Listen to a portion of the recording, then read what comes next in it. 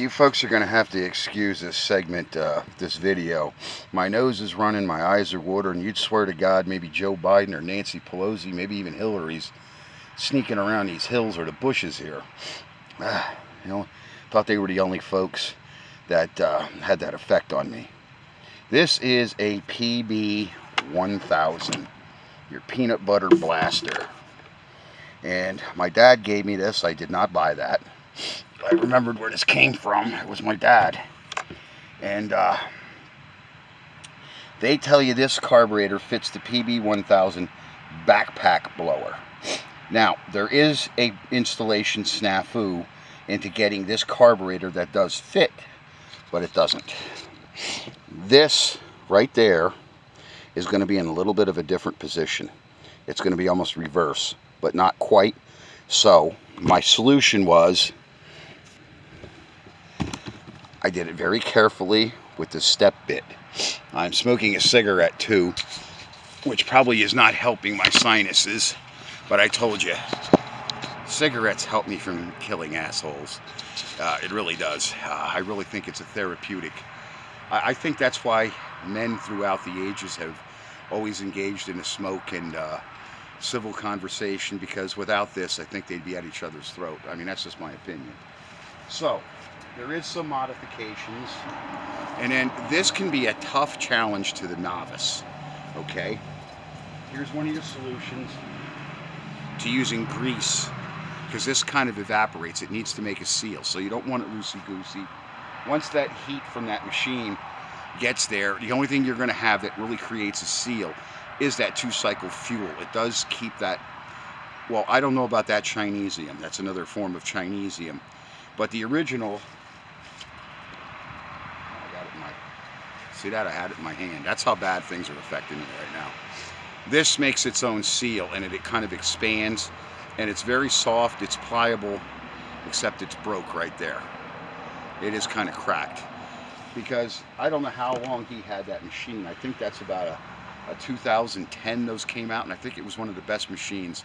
That really has a lot of thrust.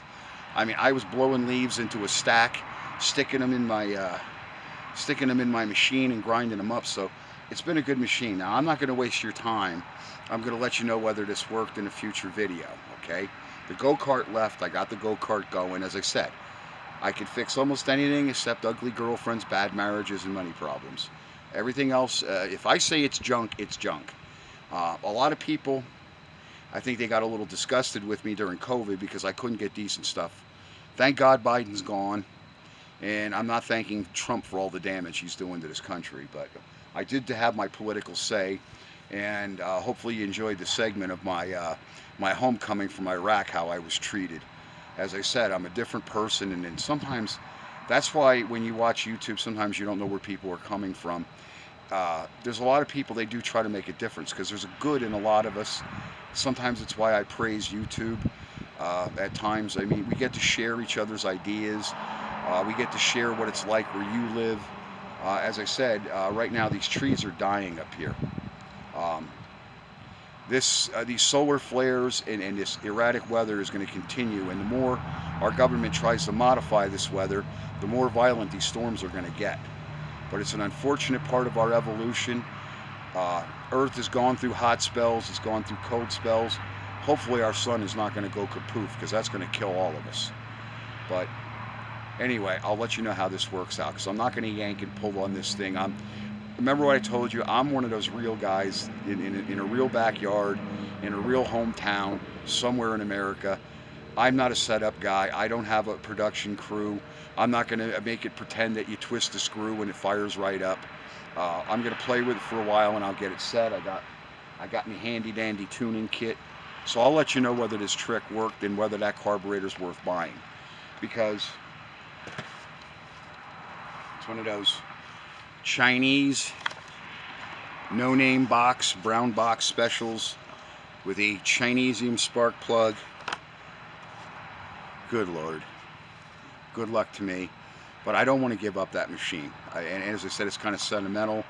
The old Marine gave it to me, and I think he was glad to get rid of it. And I think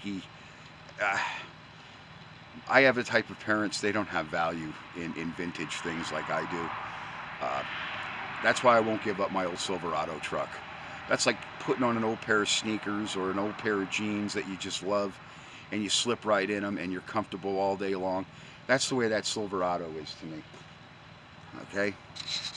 We just got the last leg after her second, she's on her third life, kind of like a cat.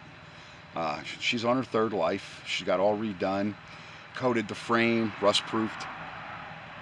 Don't know what it's going to bring. But as I said, okay, through all miracles of modern creation, that truck is not dead. By rights, it should be in the junkyard, especially if you would have saw it before my redo. This past spring, I started on it. In spring, I started on that poor truck, and she was in abysmal shape. It took a lot, and I blew the new motor up. As I said, I had a calamity with the slumlord out here, Rocco Acuro here in Hazleton. He works with the Laurel Mall. They don't keep their parking lots. They got foot-deep holes. I just got back from Ohio with a smoking hot engine, and I went down in a 2-foot goddamn crater in the AutoZone parking lot. And then he gives me some fake insurance company and some bonehead out towards Berwick there or whatever allegedly owns the place. That's why I don't. There's a lot of businesses. That's why people don't patronize them. I don't buy nothing out at that mall. Not with a scumbag like him running things. They get rid of the scumbag, I might think of buying a pair of sneakers out there, but I won't. If not, I'll get them online. The hell with it. That's why I told you. That's the way war and different things change men. We think differently, especially when people treat you, especially a veteran.